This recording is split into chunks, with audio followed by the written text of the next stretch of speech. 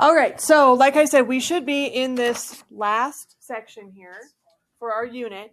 We're still going to talk a little bit more specifically about tangents. So yesterday when we went over the tangent and the secant kind of together, we saw a lot of different combinations of those and whether they cross on the circle, inside the circle, outside the circle. Today we're going to focus more so on just tangents. So remember, or maybe let's think about a way that we could remind ourselves what a tangent is. So we even just saw one on our bell ringer today. What does a tangent do to a circle?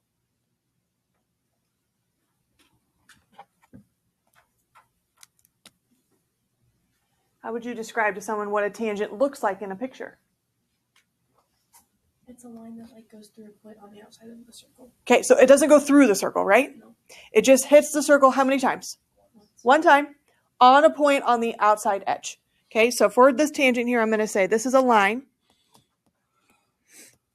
that hits a circle exactly once.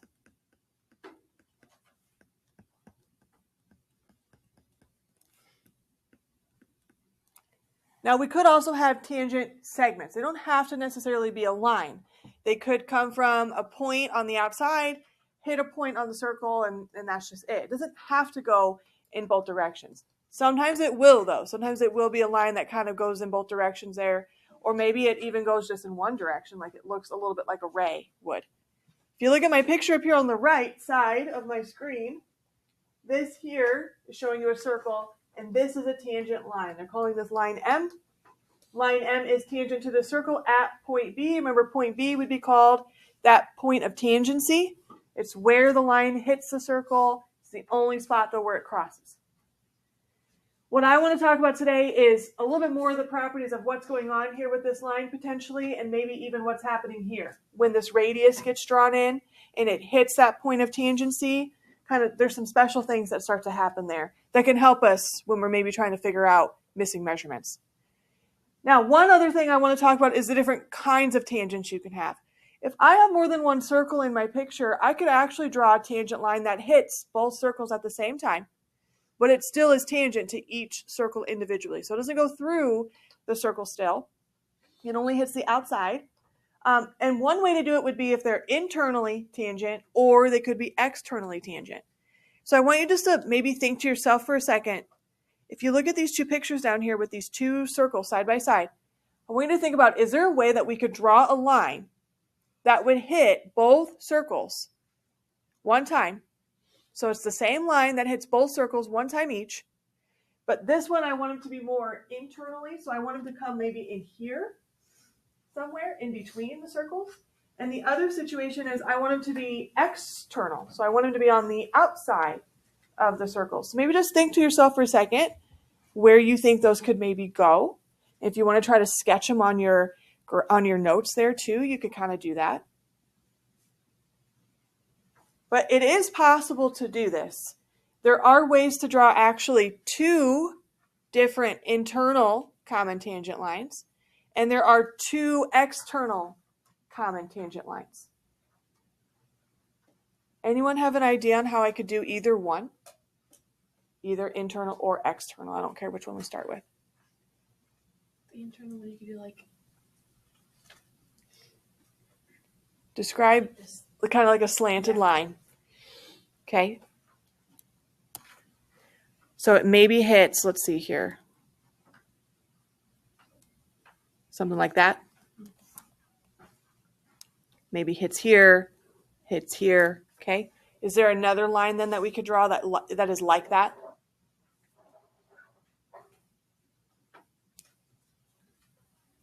Could you draw it going in the opposite direction, you think? Mm-hmm. So if instead of going up, what if it was coming down? Like so. Hits maybe here and here. Good. So those would be considered internal tangents because they go in between the circles. They kind of cross in that middle area there, but they are each still tangent to both of the circles. Neither one of those lines is going through the circle. It's only hitting the outside edge one time. So now let's switch over to the external ones. Again, there's two. There's two lines that we could draw here. Anyone have an idea what these might look like?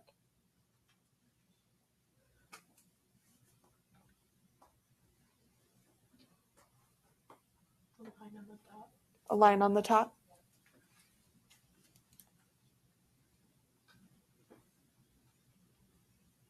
Like so? Where's the other one at then? It could go on the bottom. Could go on the bottom.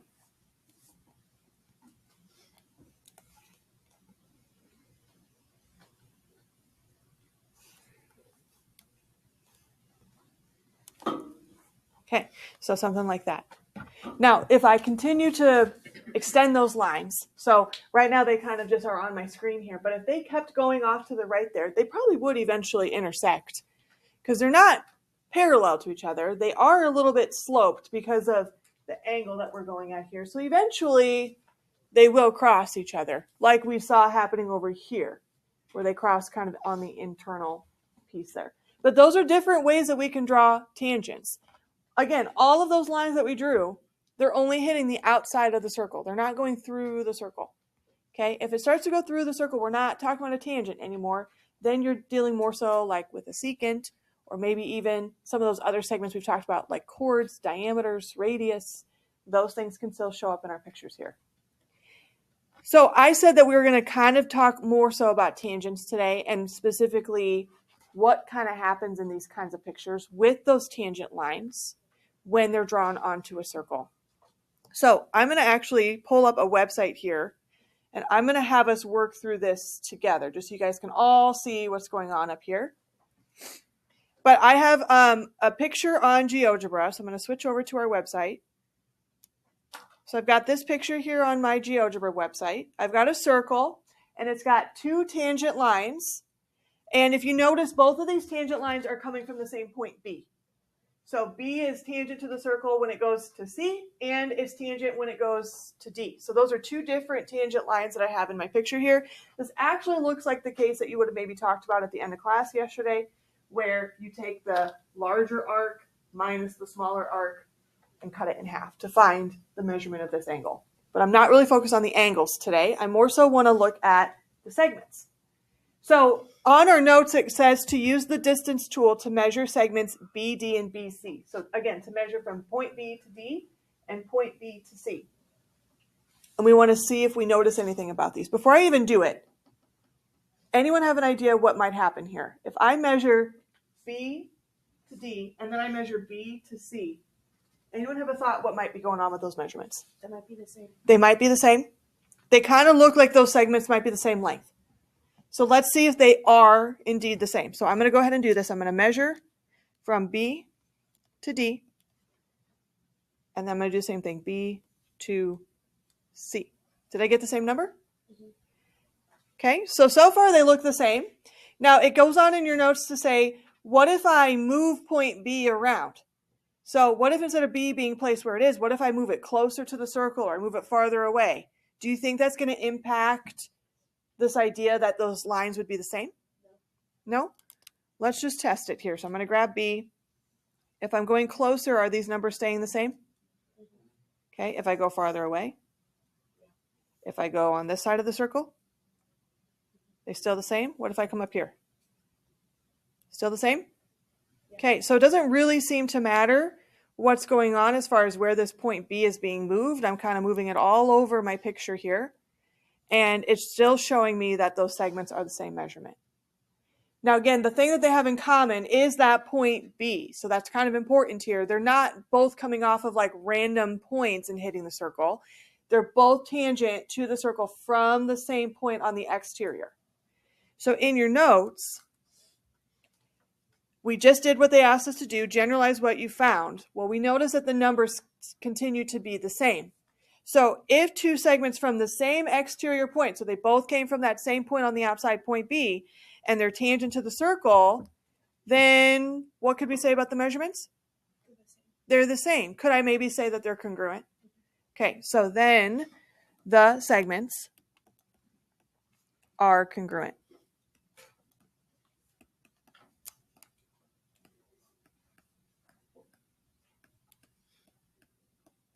So anytime you have a point on the outside of the circle and there's maybe more than one tangent line coming from it, and it's hitting the circle, you now know those segments are always going to be the same measurement. All the time. Okay, now they want me to keep going back to the website. They want me to use my segment tool to draw in 2 new segments. So let's do that. So it says to draw in segment AC and AD. What are they really wanting me to do here?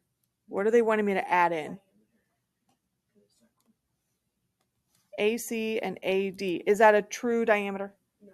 No, but what is it made up of? Radii. They're each a radius. Okay, so AC is a radius, AD is a radius. Now, if D was positioned over a little bit and it was a more perfect straight line, then we could probably think of it as a diameter. What do you guys know about the radius in a circle?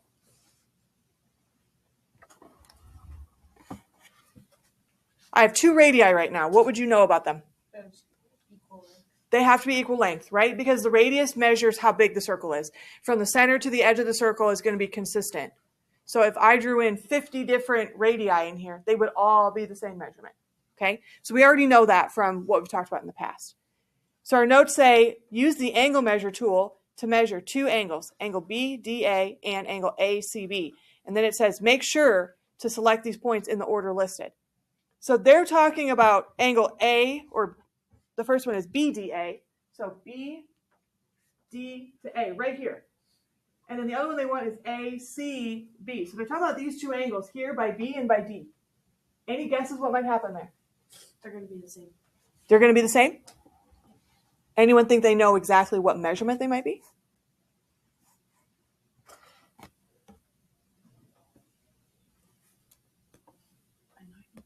Maybe a 90-degree angle? So it says to be careful about selecting it, so let's make sure we go in the right order. So the first angle was BDA. So I got to start at B, go to D, and I'm going to go up to A, and we're going to see if it's 90. Can you all read that? It says it's 90 degrees there in the corner. Okay, so now we also had a guess that we think the angles might be the same. So the other one they wanted me to measure goes from A, C, to B. Are they the same measurement? Yeah. Yeah, we've got 2 90-degree angles here. They're both congruent. Now, what if I start moving that point B again? I moved this point earlier when I was messing with the tangent lines to see if that affected their measurements at all, and it didn't. If I move B around, do you think that will impact the angles? No. No? So I'm going to do it, and I want you guys just to kind of pay attention to those angles there.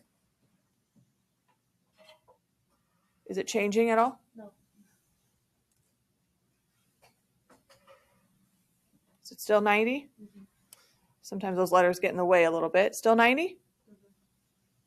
So it doesn't really seem to be impacting those angles either. It seems like no matter what's going on, as long as those tangent points are connected to the radii, then it's going to make a 90-degree angle. So let's put that in our notes.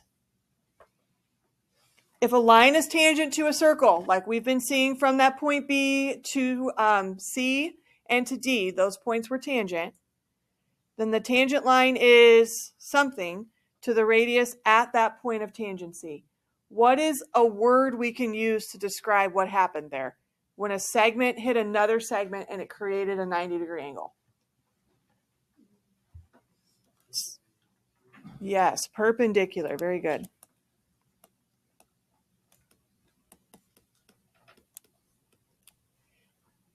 So on your pictures today, when you have tangent lines that are coming from the same point, and when a radius is drawn to the point of tangency, so remember the point of tangency is that spot where that outside line hits the circle, it's always going to be 90 degrees there.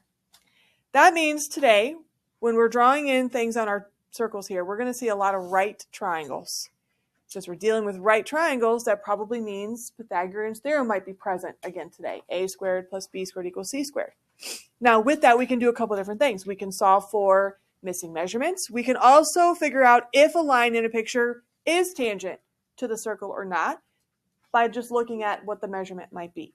So let's do a couple of examples here. So keep in mind those properties that we just talked about when we're solving these. in the information here, it says, given that line BD is a tangent line. So that's the bottom. BD is tangent. And that the radius of circle A is 5 centimeters. So they have that drawn in. A to B is a radius. So notice that it's hitting that point of tangency. So that's 5 centimeters there. And we know that B to D is 12 centimeters. We want to figure out how much ED is. So that's where they have X at. Okay, so let's think about what we could put on our picture. If we know that this is 5, is there anything else in the picture we know is 5? A to E is 5. A to E is also 5 because it's also a radius. So you should be able to say that you know that this would be 5 centimeters as well. They are saying that this line DB is tangent. So B is the point of tangency. The radius is being drawn to that. So what kind of angle are we working with here? A right angle. So we're dealing with a right triangle. I want to solve for X. It'd be really helpful if I could figure out how much this whole side is. How do you know it's 13? The triple, the Pythagorean triple. It's a 5, 12, 13 triangle. We've seen that a time or two in this class, right? So 5, 12, 13. Again, if you don't remember that, you could have set it up 5 squared plus 12 squared equals C squared, and you could have solved it for C and gotten 13. So how would you solve for X? Okay, so what is that? 8. And I'm going to label here centimeters.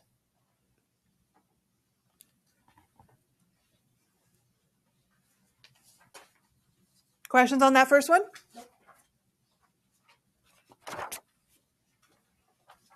Okay, so let's turn it over. We've got a similar situation here. Solve for the requested information. Given that line AB is tangent to circle M. So again, if we look at just this picture here, where B is at, that's that point of tangency. So we know that this is a right angle.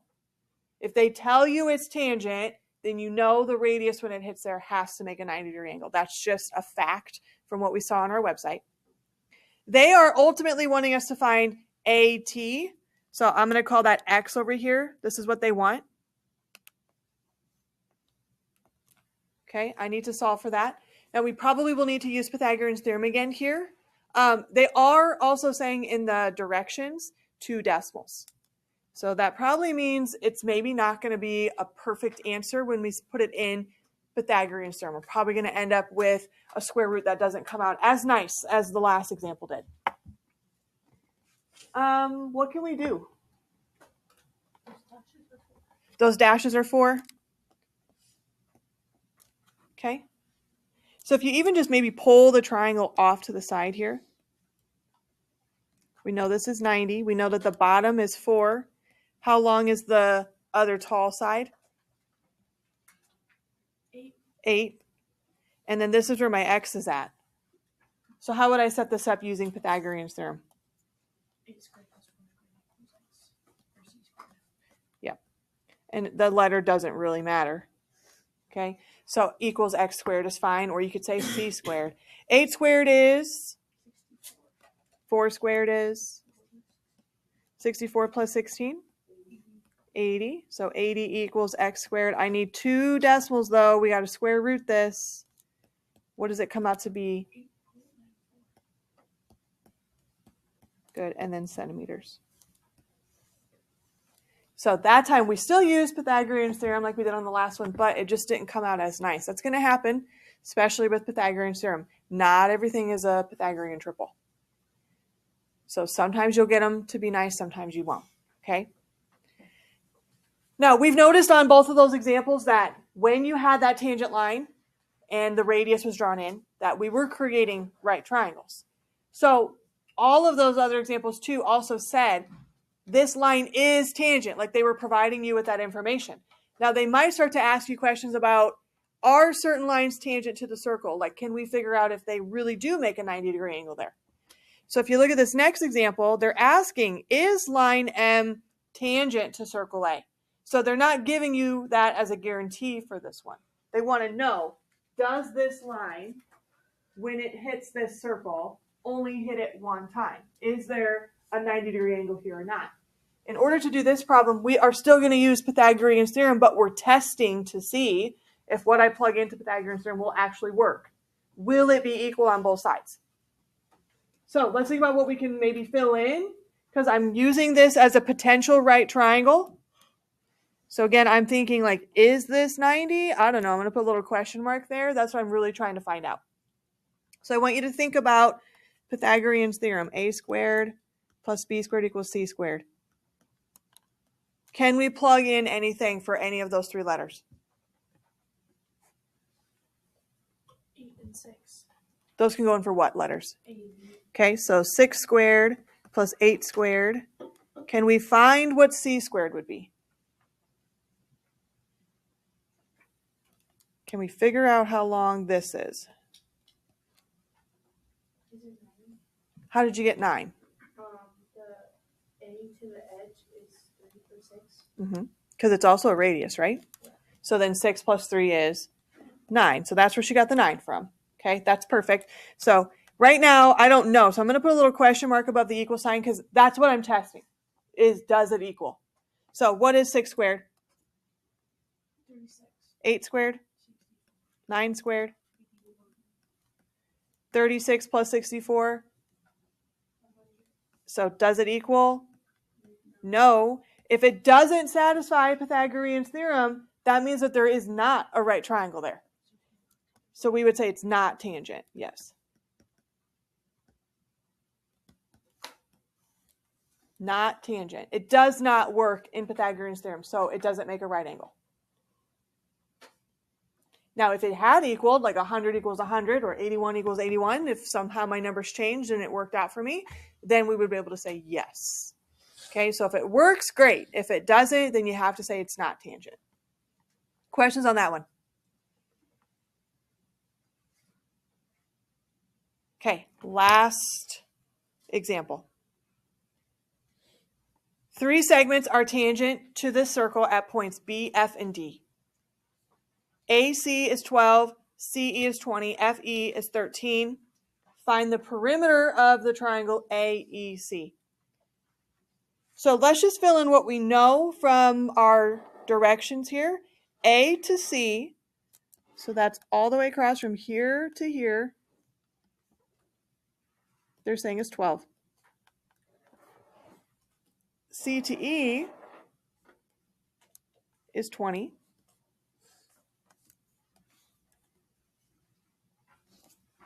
Okay, and then all they're giving me on the other third side is FE. They're saying that this is 13 centimeters. That's not the whole bottom. So unfortunately, I don't have quite enough yet to help me find perimeter, because perimeter would be adding up all the pieces.